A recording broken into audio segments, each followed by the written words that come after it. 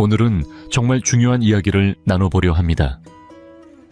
이 이야기는 여러분이 수십 년 아니 평생 믿어온 건강에 대한 상식을 완전히 뒤엎을 수도 있습니다. 요즘 TV에서 건강 전문가가 나오면 비타민C가 풍부한 식품을 먹으라 하고 인터넷에는 슈퍼푸드를 소개하는 영양사가 넘쳐나죠. 이것을 많이 먹고 저것은 줄이고 무슨 생식이니 지중해 식단이니 하면서 식사 자체를 마치 화학실험처럼 만들었습니다. 먹을 때마다 조마조마해하고 혹시 실수로 잘못 먹을까 전전긍긍하죠.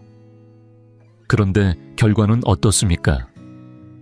몸은 점점 더 망가져가고 병원은 더 자주 드나들게 되고 마음의 병까지 늘어만 갑니다.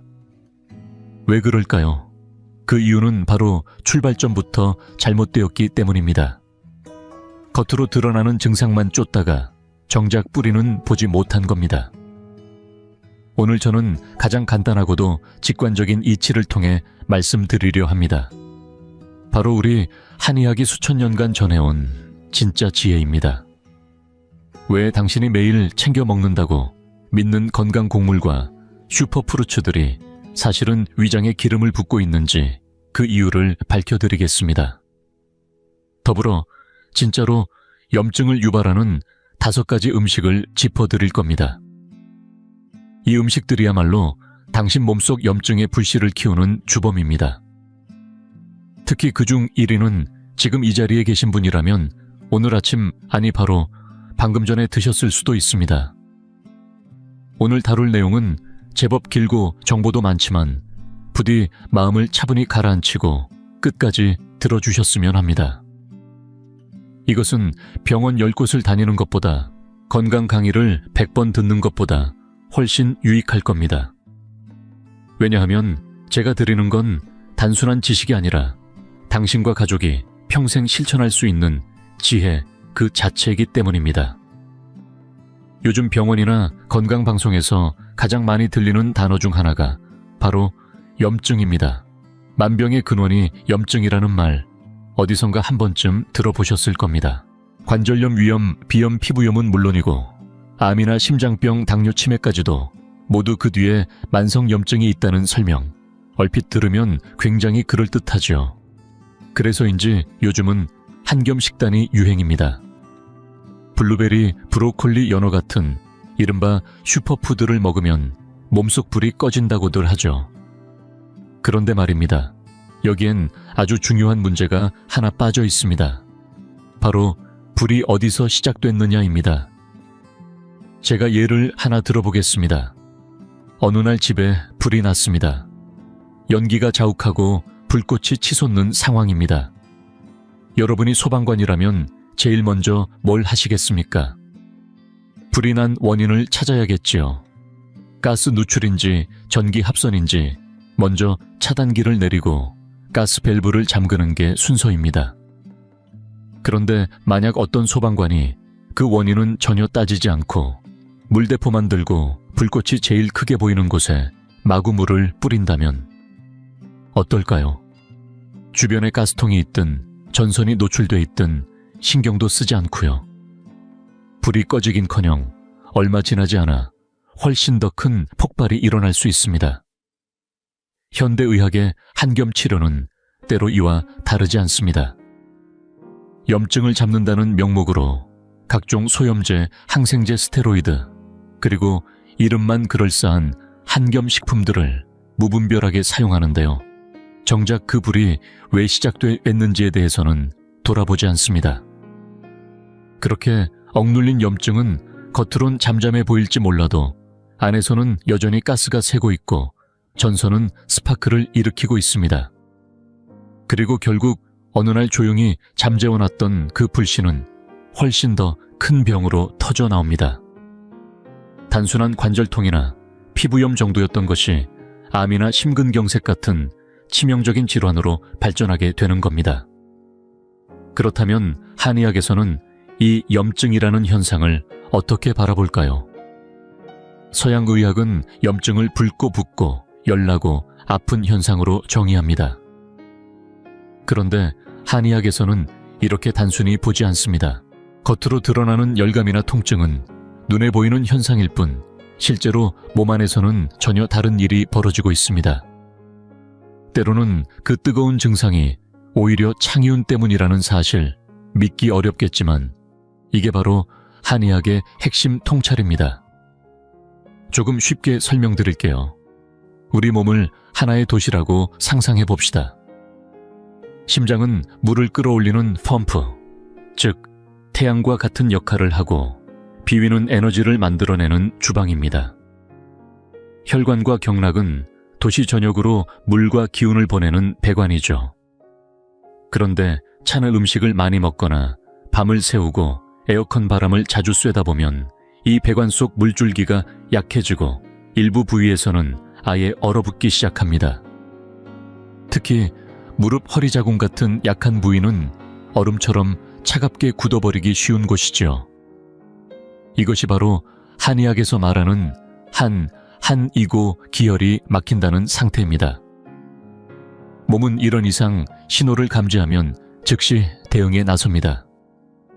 그 지역의 얼음을 녹이기 위해 전신의 양기, 즉 내부 에너지를 한 곳으로 모읍니다.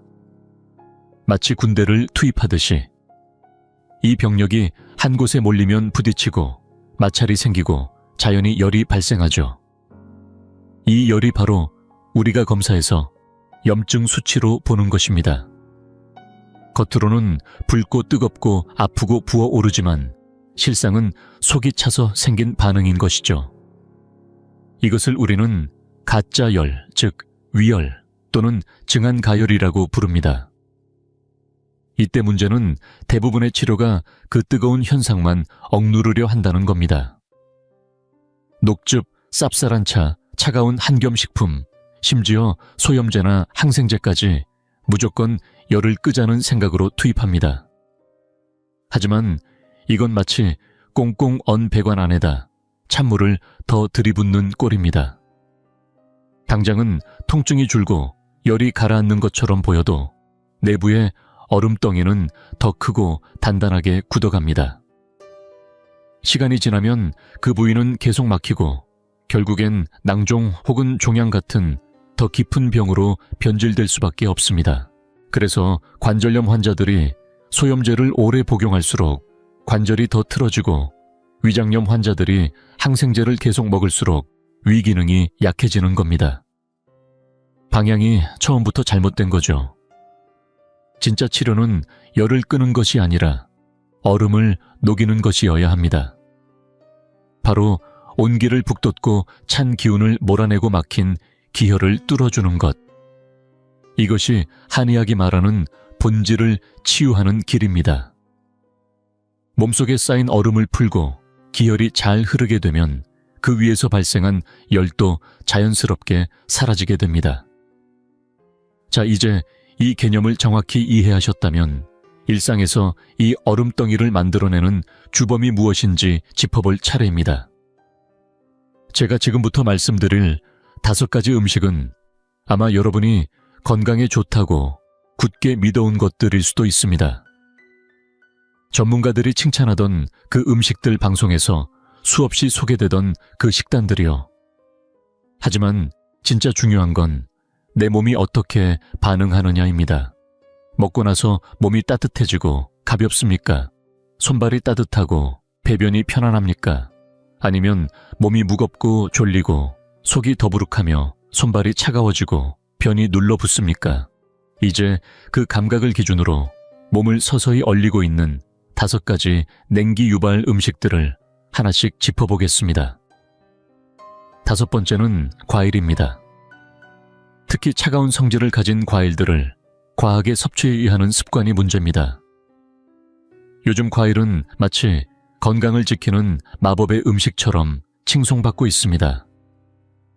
비타민이 풍부하다, 식이섬유가 많다, 항산화 물질이 들어있다며 방송에서는 끊임없이 과일을 추천하고 많은 분들이 아침 공복에 과일 주스로 해독을 한다거나 오후에는 과일 샐러드로 피부를 가꾸고 저녁에는 다이어트를 핑계로 과일만 드시기도 합니다.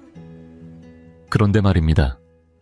이런 습관이 오히려 몸을 천천히 망가뜨리는 지름길일 수 있다는 사실 알고 계셨나요? 특히 우리나라처럼 위장과 비장이 약하고 체질적으로 냉한 사람이 많은 환경에서는 더욱 주의해야 합니다. 한의학에서는 음식의 영양소뿐만 아니라 그 음식이 가진 본래의 성질, 즉 열성인지 냉성인지 따뜻한지 차가운지를 중요하게 봅니다. 대부분의 과일은 본질적으로 차가운 기운을 가지고 있습니다.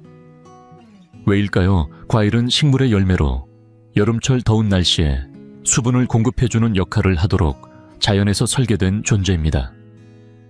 그래서 여름철에 수박 한 조각 먹으면 시원하고 개운한 느낌이 드는 것도 바로 그 냉한 기운 때문입니다. 문제는 이런 과일을 계절에 맞지 않게 먹는다는 데 있습니다. 한겨울 바깥에 눈이 펑펑 내리는 날, 따뜻한 실내에서 냉장고에서 꺼낸 차가운 수박이나 망고, 키위 같은 열대 과일을 먹는다면 어떻게 될까요? 외부는 춥고 몸은 천을 유지하려고 열을 모으는데 그 속에 얼음물을 붓는 것과 같습니다. 또 하나, 과일을 너무 자주, 너무 많이 드시는 분들도 많습니다. 물 대신, 식사 대신 과일을 드시며 이게 해독이다, 피부 미용에 좋다 라고 생각하시지만 정작 과일의 찬 성질은 비위 기능을 직접적으로 약화시킵니다. 비장은 우리가 먹는 음식물을 소화하고 기혈로 바꿔주는 불의 자리와 같은 기관입니다. 그런데 계속해서 찬 음식을 넣는다면 그 불이 꺼질 수밖에 없습니다. 불이 꺼진 조리대에 아무리 좋은 재료를 올려도 제대로 익지 않듯이 찬 과일은 비장의 불씨를 꺼뜨려 결국 소화가 되지 않은 찌꺼기인 습기를 몸에 남깁니다. 이 습기는 마치 진흙탕처럼 몸속을 무겁고 끈적하게 만들고 결국 전신의 기혈순환을 방해합니다. 습기가 피부에 쌓이면 습진이나 두드러기로, 관절에 쌓이면 관절염이나 통풍으로, 장에 쌓이면 설사나 복부팽만으로, 자궁에 쌓이면 냉대하 자궁질환으로 발전할 수 있습니다. 심지어 머리가 무겁고 기억력이 떨어지는 것도 이 습기 때문일 수 있습니다. 여기에 설탕 문제도 큽니다. 요즘 시중에 나오는 과일은 대부분 개량된 품종이라 당분 함량이 매우 높습니다. 당분은 또다시 습기를 조장하고 비장의 기능을 더욱 둔하게 만들어 악순환을 일으킵니다. 몸이 점점 무거워지고 소화는 더딜수록 면역력은 약해지고 각종 염증의 불씨가 안에서 커져만 갑니다. 결론은 분명합니다. 과일은 소량 제철일 때 그리고 따뜻하게 먹어야 합니다. 여름에는 수박을 약간 드셔도 되지만 절대 차가운 상태로는 안 됩니다. 과일은 밥이 아니라 후식입니다. 하루에 1개 정도의 사과나 몇 알의 포도 정도가 적당합니다. 그리고 반드시 생과일을 씹어서 드셔야 합니다. 절대 착즙해서 주스로 마시지 마세요. 과일 주스는 섬유질이 모두 파괴된 채 당분만 남은 단순당 음료일 뿐입니다. 특히 손발이 뜨겁고 열이 많은 체질이라면 적당히 드셔도 되지만 손발이 차고 대변이 묽거나 형체가 없으며 항상 피로하고 얼굴이 창백한 분들은 과일 섭취를 최대한 줄이는 것이 좋습니다. 꼭 드셔야 한다면 따뜻한 물에 담가두거나 구워서 먹는 식으로 찬 성질을 중화시켜야 합니다. 예를 들어 사과를 껍질째 구워 먹는 것만으로도 그 성질이 크게 달라집니다. 네 번째는 생각보다 많은 분들이 간과하는 범인, 바로 찬 음식입니다. 생야차에 샐러드, 초밥, 얼음물, 아이스크림. 보기엔 상쾌하고 깔끔해 보이지만 과일보다 훨씬 더 직접적이고 강력하게 우리 몸을 해치는 순수한 항이 덩어리입니다. 요즘 젊은 세대는 서양식 식단의 영향을 많이 받아서 샐러드를 먹는 것이 마치 세련되고 건강한 삶의 상징처럼 느껴집니다. 여름엔 하루에도 몇 잔씩 아이스커피나 아이스크림을 찾고 겨울에도 차가운 탄산음료를 들이켜는 분들이 적지 않죠. 특히 여성분들 중에는 생리 중에도 아이스커피를 들고 다니는 모습을 종종 봅니다. 그럴 때마다 마음이 아픕니다. 그건 물이 아니라 몸을 망가뜨리는 찬 기운을 삼키고 있는 겁니다. 우리의 위장은 한의학에서 태창이라 불릴 정도로 중요한 기관입니다. 물과 음식물을 잘 삭혀서 우리 몸이 쓸 수 있는 기운과 혈로 바꾸는 곳이죠. 그런데 이 위장은 따뜻한 상태에서 가장 활발하게 움직입니다.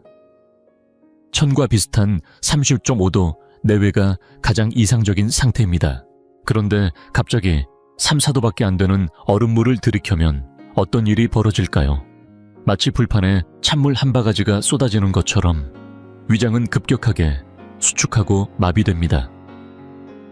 이 얼음물을 천으로 덮이기 위해 우리 몸은 필사적으로 열을 끌어옵니다. 어디서 끌어오느냐? 바로 신장에서. 즉, 부모에게서 받은 생명의 근본 에너지인 신양을 끌어다 쓰게 됩니다. 하루 이틀은 괜찮을지 몰라도 매일같이 반복되면 마치 통장을 계속 인출하는 것처럼 신양이 고갈되고 결국에는 면역력, 생식력, 회복력까지 무너집니다.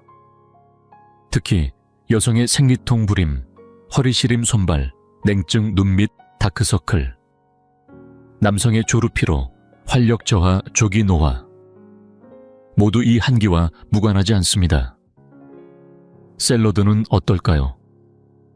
물론 생야채에는 가열하면 파괴되는 비타민이 있다는 말 틀리지 않습니다. 하지만 그 아주 작은 이득을 얻기 위해서 우리가 치러야 하는 대가는 너무 큽니다. 대부분의 잎채소는 본래 성질이 차갑고 익히지 않고 먹는 것은 바로 그 찬 기운을 그대로 삼키는 것과 같습니다. 더구나 식물은 소화가 어렵습니다. 셀룰로스로 구성된 세포벽은 불을 가하지 않으면 분해되기 어렵고 사람의 위장은 반추동물인 소처럼 다중구조가 아니기에 생야채를 소화할 수 있는 능력이 제한적입니다. 그냥 그대로 몸을 통과하거나 쌓여서 습기를 남기고 맙니다. 이렇게 생냉한 음식이 계속 들어오면 비위의 양기가 약해지고 위장 운동은 둔해집니다. 먹은 것이 제대로 소화되지 않고 복부 팽만속, 쓰림트림 변비, 설사까지 이어지며 몸속에는 점점 습기가 쌓이게 됩니다. 이 습기는 체중 증가, 부종 피로감, 무기력으로 이어지며 한기와 결합할 경우 더욱 완강한 병증을 만듭니다. 심지어 이 상태가 오래되면 겉으로는 입안이 헐고 잇몸이 붓고 위가 화끈거리며 속 쓰리는 등 열 증상이 나타납니다. 이를 한의학에서는 진한가열이라고 부릅니다. 속은 차서 기운이 돌지 않는데 막힌 열이 겉으로만 올라오는 것입니다. 그런데 여기서 서양의학은 위산과다라 진단하고 위산 억제제를 처방합니다. 결과는요, 위장이 마지막으로 짜내던 소화력까지 억제되며 위는 더 이상 기능을 못하게 됩니다. 제 조언은 분명합니다. 사계절 내내 얼음물은 절대 금물입니다.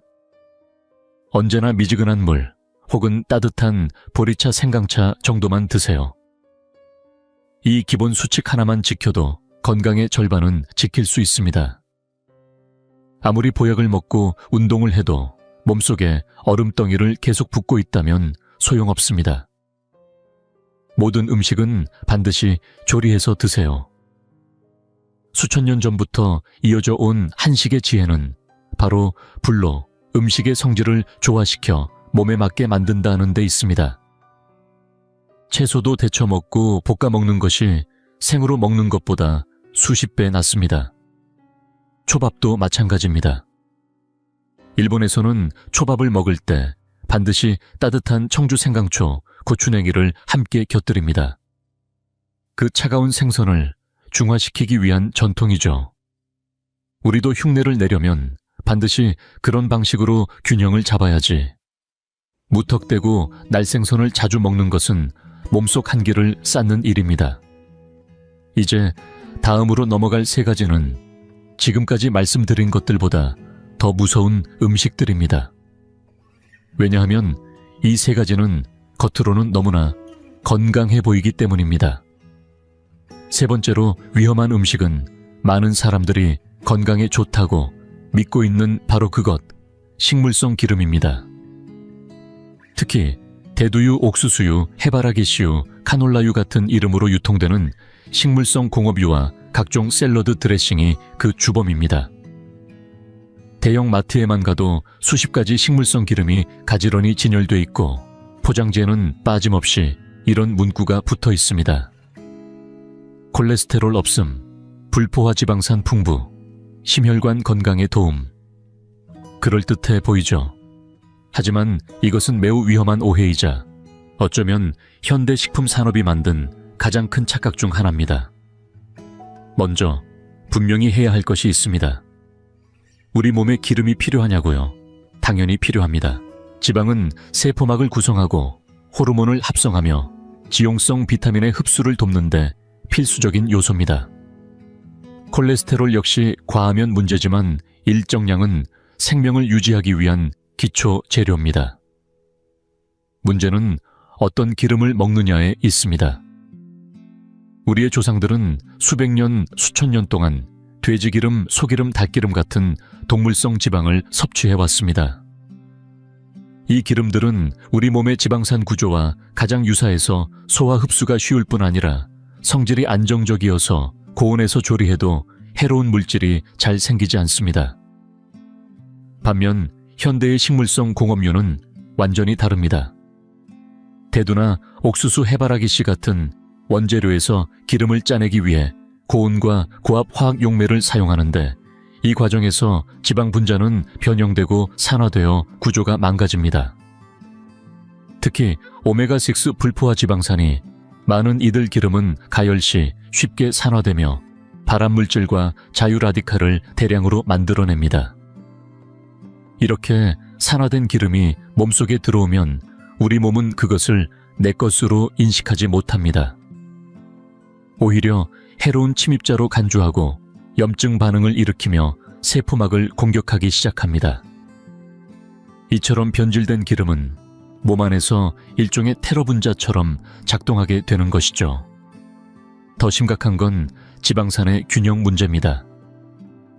우리 몸은 오메가6와 오메가3를 1대1에서 4대1 정도로 균형 있게 유지해야 건강합니다. 오메가3는 염증을 가라앉히고 세포를 회복시키는 역할을 하며 등푸른 생선이나 들기름, 아마씨유 등에 풍부합니다. 반대로 오메가6는 염증을 유도하는 작용을 하며 상처 회복 같은 필요할 때는 도움이 되지만 지나치면 문제를 일으킵니다. 문제는 오늘날의 식생활에서 오메가6의 섭취량이 지나치게 많다는 것입니다. 이유는 간단합니다. 우리가 먹는 거의 모든 튀김, 제과류 가공식품에는 값싼 식물성 기름이 다량 들어가 있기 때문입니다. 그 결과 현대인의 지방산 비율은 오메가6가 오메가3보다 수십 배에서 많게는 30배 가까이 높은 심각한 불균형 상태입니다. 이 말은 곧 우리 몸속에 염증을 일으키는 병사들이 한겸작용을 하는 병사보다 수십 배 더 많다는 뜻입니다. 이 상태에서 조금만 스트레스를 받아도, 조금만 감기에 걸려도 몸속에서는 염증이 번개처럼 확산됩니다. 만성 염증 자가 면역 질환, 심혈관 질환이 이렇게 만들어지는 겁니다. 여기에 더해 샐러드에 뿌리는 드레싱 마요네즈, 각종 소스류는 대부분 저렴한 대두유를 기반으로 만들어집니다. 그리고 거기에 감미료 유화제, 인공 향료까지 더해지죠. 샐러드 한 접시에 뿌리는 드레싱 한 스푼이 사실은 삼겹살 한 점보다 더 해로운 지방을 몸에 들여보내고 있는 셈입니다. 제 권장사항은 명확합니다.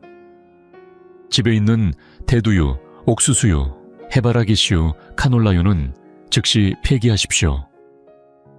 볶음이나 튀김 요리에는 돼지기름을 쓰세요. 걱정하지 않으셔도 됩니다.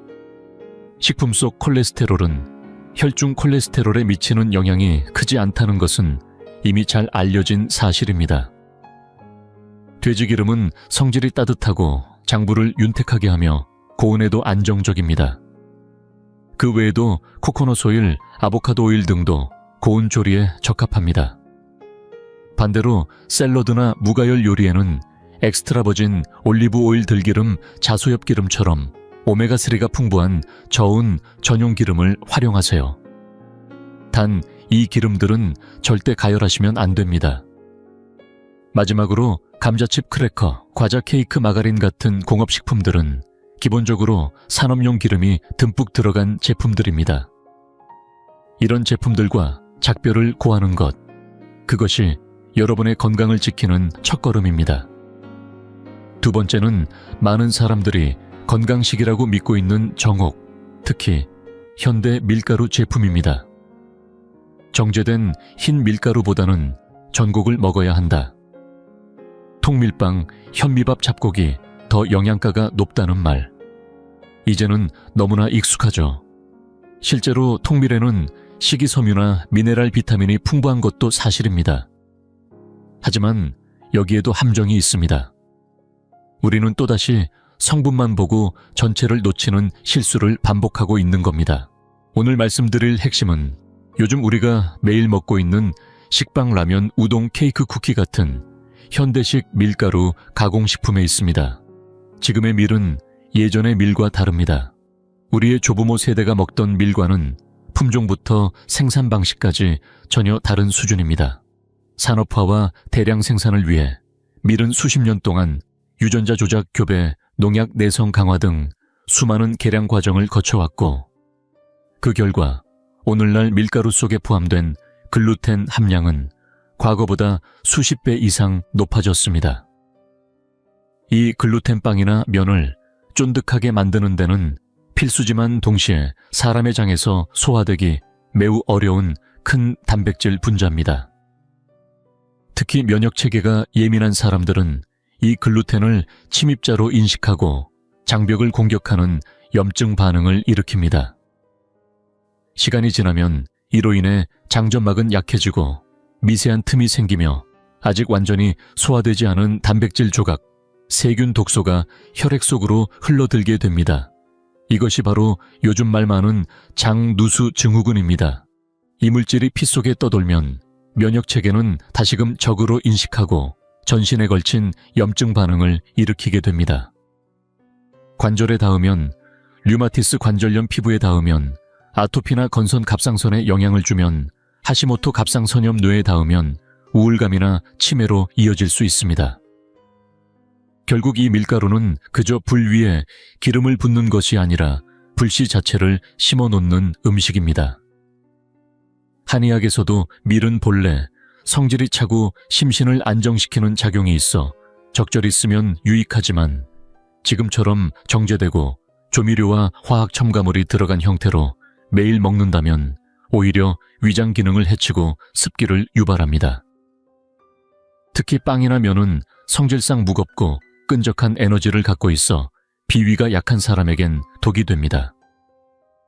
어떤 분들은 면만 먹고 나면 속이 더부룩하고 졸음이 몰려온다고 말합니다.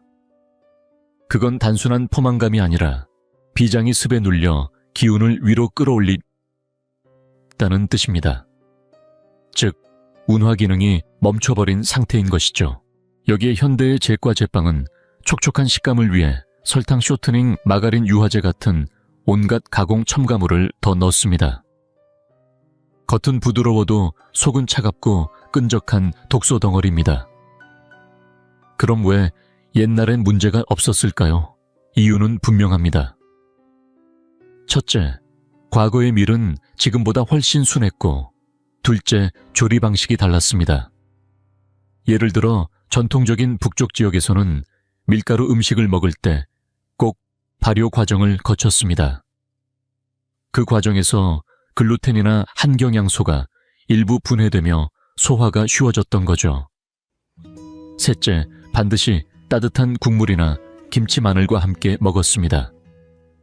차가운 밀의 기운을 중화해주기 위해 자연스럽게 식이균형을 실천해온 셈입니다.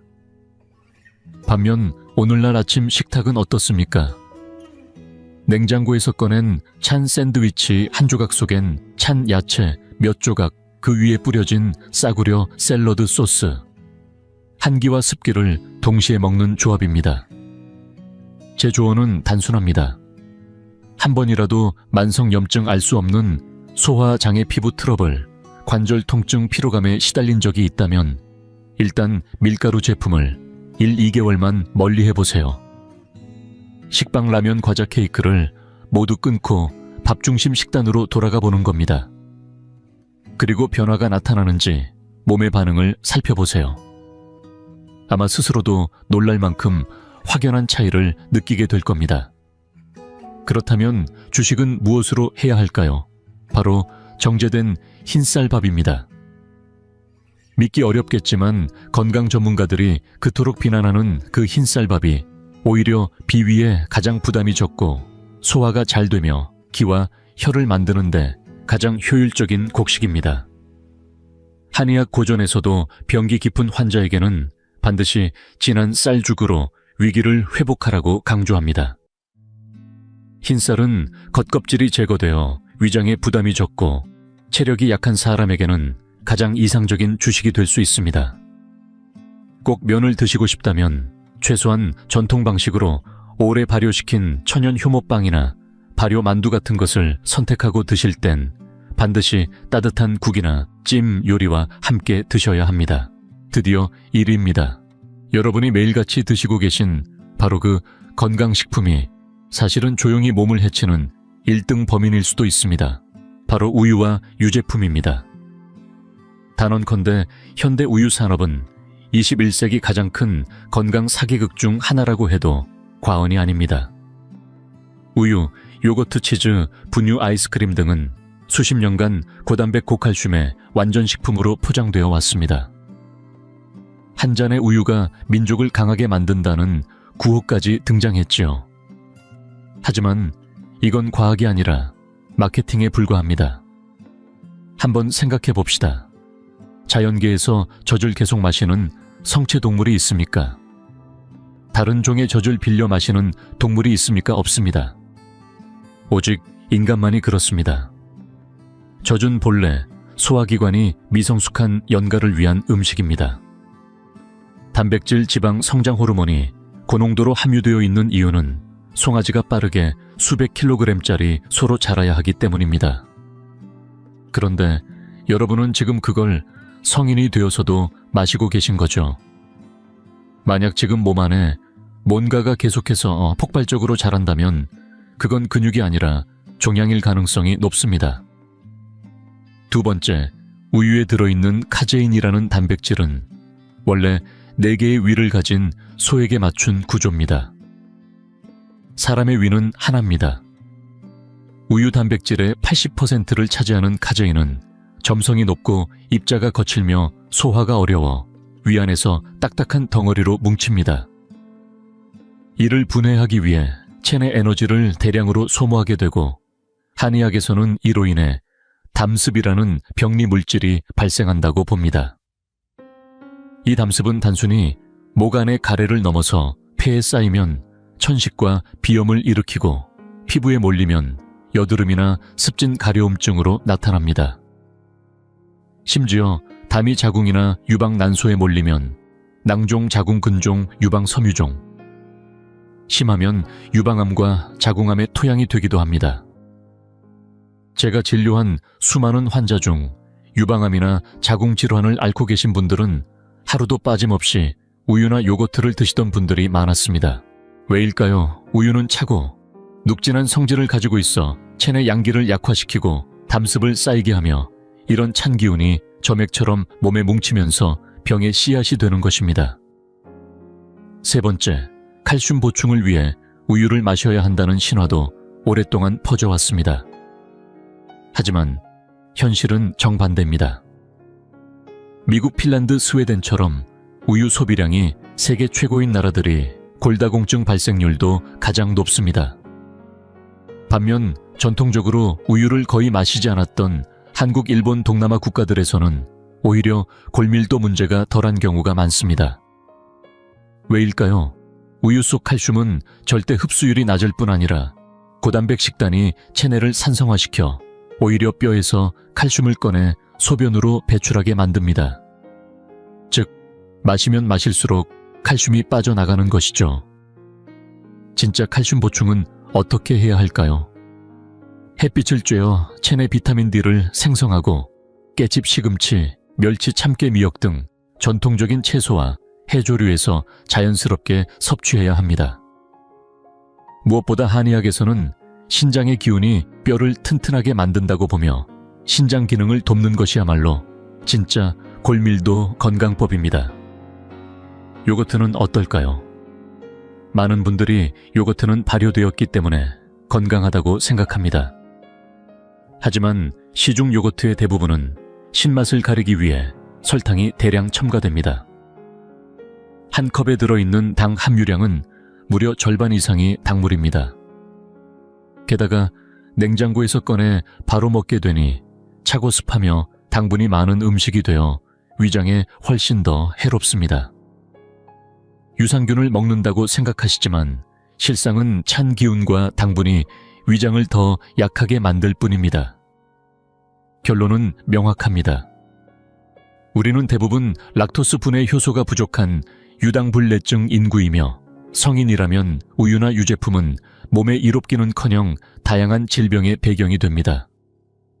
만약 여러분이 다음 중 하나라도 해당된다면 오늘 당장 식탁에서 우유, 요거트, 치즈, 아이스크림, 밀크티를 지워주세요.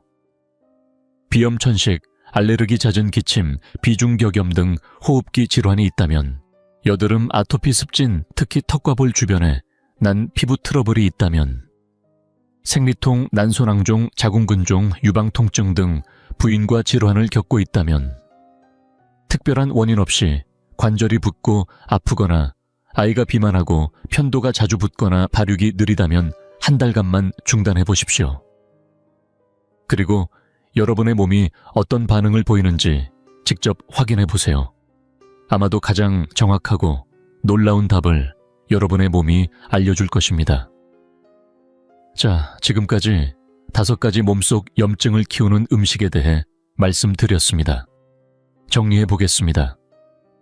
5번째는 과도한 과일 섭취로 생기는 한습, 4번째는 생것과 찬 음식이 불러오는 냉기, 3번째는 공장에서 만든 식용유들이 만드는 나쁜 기름, 2번째는 현대 밀가루 제품이 야기하는 장누수, 그리고 마지막으로 가장 위험한 1위는 바로 우유와 유제품으로 인해 생기는 음한과 담습입니다. 이제 눈치채셨나요? 이 5가지 전혀 다른 모습으로 보이지만 결국 한 가지 공통점을 가지고 있습니다. 모두가 우리 몸속의 양기, 특히 비위의 기운, 그리고 신장의 원기를 해치고 결국 몸속에 한기와 습기라는 2가지 큰 병의 뿌리를 만들어냅니다. 이것이 바로 만병의 근원, 즉 우리 몸 안에서 조용히 퍼지고 있는 만성염증의 진짜 원인입니다. 그러므로 진정한 한겸은 블루베리나 브로콜리, 연어 같은 수입 건강식품을 챙기는 게 아닙니다. 그것들은 겉불만 끄는 물총일 뿐 불의 근원을 막지 못합니다. 몸을 상하게 하는 원인부터 끊어내야 합니다. 이게 바로 진짜 약이자 조상의 지혜가 말하던 양생의 길입니다. 그 길은 복잡하지도 않습니다. 단 4글자면 충분합니다. 바로 비위를 지켜라. 그럼 어떻게 지킬 수 있을까요? 해답은 바로 따뜻하고 익힌 음식입니다. 찬을 음식을 멀리하고 날 것을 줄이고 따뜻한 밥 한 공기를 중심으로 식사를 구성하세요. 백미밥은 우리 민족의 장기를 가장 편안하게 해주는 최고의 주식입니다. 기름도 중요합니다. 튀기거나 굳은 기름이 아닌 돼지기름이나 들기름, 참기름, 코코넛 오일 같은 좋은 지방을 요리에 사용하고 샐러드처럼 찬을 음식은 올리브유나 아마시유처럼 부드러운 기름으로 무쳐 드세요. 제철 채소를 가까이 하고 자연의 순리를 따르며 가공되지 않은 가장 신선하고 생기 가득한 음식을 먹는 것이 기본입니다. 고기류도 괜찮습니다. 따뜻하게 조리한 국물 음식, 예를 들어 당귀, 생강, 양고기를 넣은 탕은 비위를 보호하고 기혈을 보충하는 데 탁월한 효능이 있습니다. 그리고 잊지 마세요. 주방 속에 한방약, 바로 파마늘, 생강, 후추, 계피, 산초 같은 향신료입니다. 이들은 찬 기운을 몰아내고 기혈 순환을 돕고 속을 데워주는 대표적인 양방 성분입니다. 특히 생강은 아침에 한 조각씩 차로 마시거나 씹어 드시면 위장을 깨우고 냉기를 흩어내는데 효과가 큽니다. 그래서 옛말에도 있죠. 아침에 생강 3조각이면 3첩의 약을 대신한다. 결국 진정한 건강은 비싼 보조식품이나 유명 강의가 아닙니다. 여러분의 매일 식탁 위 하루, 3끼의 습관에 달려 있습니다. 이제 더는 서양에서 온 분절된 영양학으로 자신을 괴롭히지 마세요. 그보다도 여러분의 몸을 믿고 수천 년을 이어온 우리 조상의 지혜를 신뢰하세요. 실험실의 숫자보다 더 깊고 넓은 지혜가 거기 있습니다. 오늘부터 시작하세요. 당신의 비위를 상하게 하는 음식들을 멈추고 따뜻하고 진짜 음식으로 내 몸을 돌보는 것. 그렇게 비위의 기능이 회복되고 기운이 채워지고 기혈이 순환되면 몸속의 찬 기운은 자연히 녹아내릴 것입니다. 염증이 뿌리째 사라지는 진짜 회복이 거기서부터 시작됩니다.